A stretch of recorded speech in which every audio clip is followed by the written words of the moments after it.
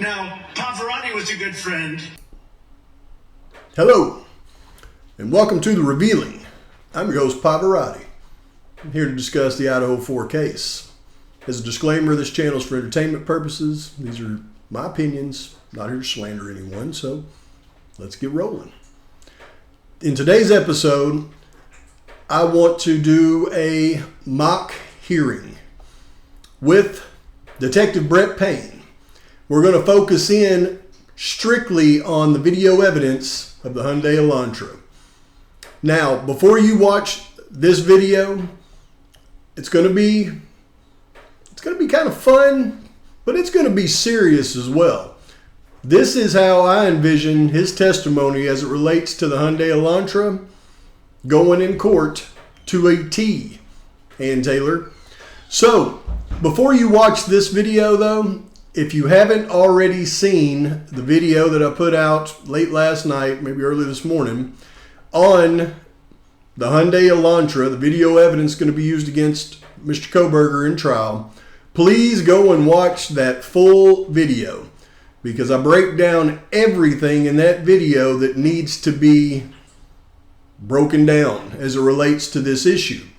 Please watch that video first before you watch this one.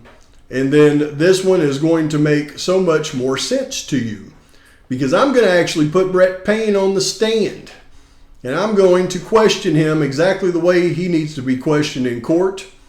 And folks, this is how it should go. Let's roll. Your Honor, I would like to call Detective Brett Payne to the stand. Detective Payne, were you the lead detective in the investigation into the atrocity on King Road? Did you author the probable cause affidavit that led to the arrest of Bryan Kohberger?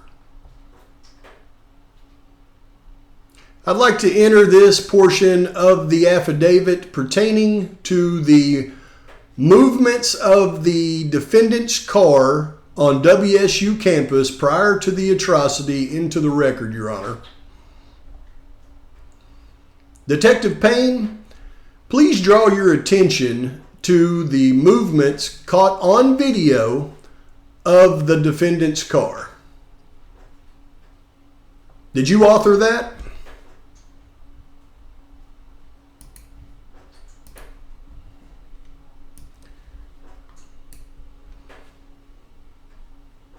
Okay, now I'd like to enter the map of the movements of the defendant's car, Your Honor. Detective Payne, does this map show accurate movements of the defendant's car based on the video evidence? Is it true you also collected video evidence of the defendant's car returning to the area at 5:25 a.m. on the camera located on Bishop Boulevard? Okay, did you review the Bishop Boulevard camera footage between the times of 2:53 a.m. and 5:25 a.m.? Now, we have that footage available for you to review in case you didn't. Okay. Did you ever see the defendant's vehicle heading east during that time on the cameras on Bishop Boulevard? Did you also review the footage of the intersection of Stadium Way and Nevada Street between the times of 2:53 and 5:25, Detective Payne? And again, we have that footage available for you to review in case you didn't review it. Okay, based on that,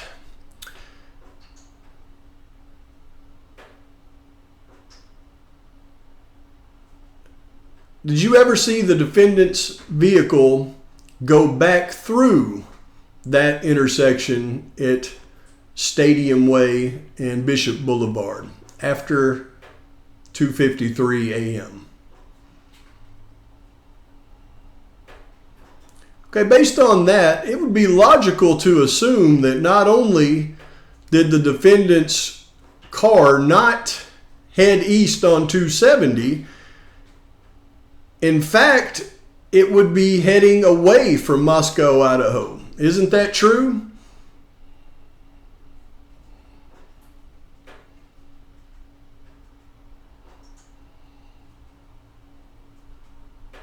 I'll rephrase the question. Detective Payne, is there any video evidence that you can point to that shows the defendant's vehicle heading east at any time prior to 3:26 a.m. after the vehicle was sighted at 2:53 a.m. at the intersection of Stadium Way and Nevada Street?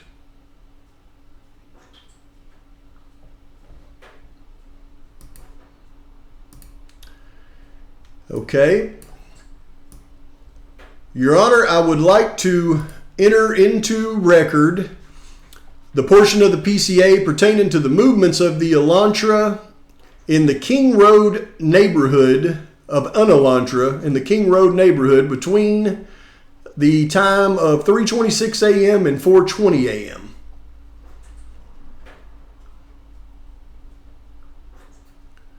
Okay, Detective Payne, please draw your attention to that portion of the PCA that discusses the movements of an Elantra in the King Road neighborhood between those times.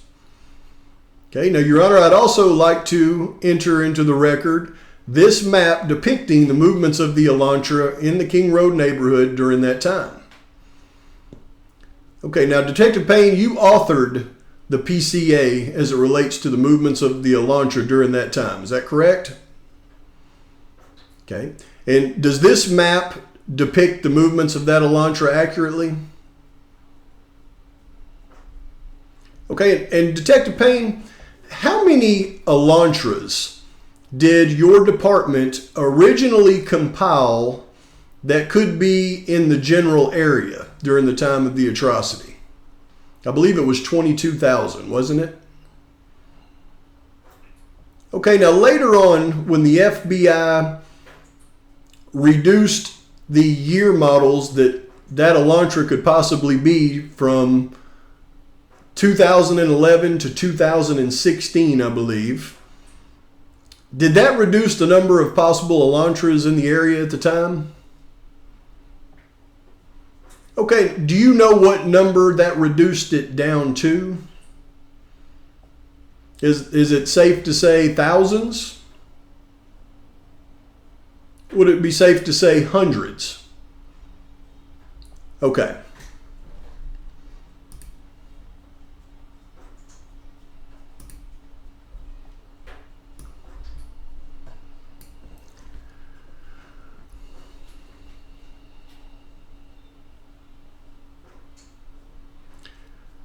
Based on video evidence alone, Detective Payne, is there anything you can point to that distinguishes the defendant's car from the hundreds of other Elantras that could be in the area?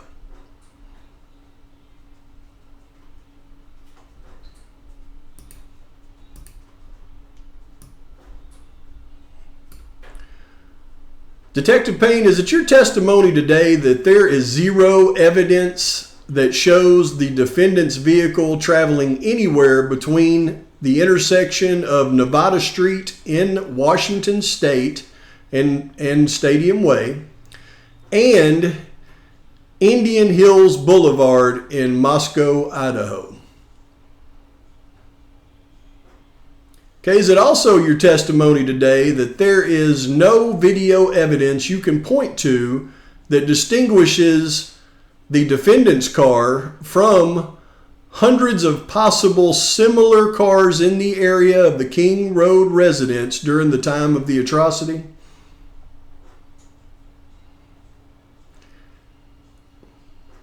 No further questions, Your Honor.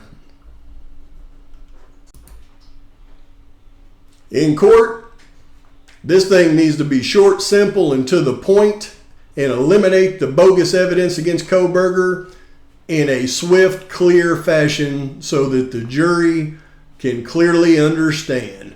The prosecution is going to try to convolute this thing and confuse the jury with a bunch of technical stuff. The defense needs to keep it clear and concise for the jury that the prosecution actually doesn't have any evidence. But I hope you enjoyed that. I'll be working on the next video that I hope to release this evening on DM's identification of the suspect. That's going to be fun. But until then, please like and subscribe to the channel. Post your comments, thoughts, criticisms. And until the next video, Pavarati's out.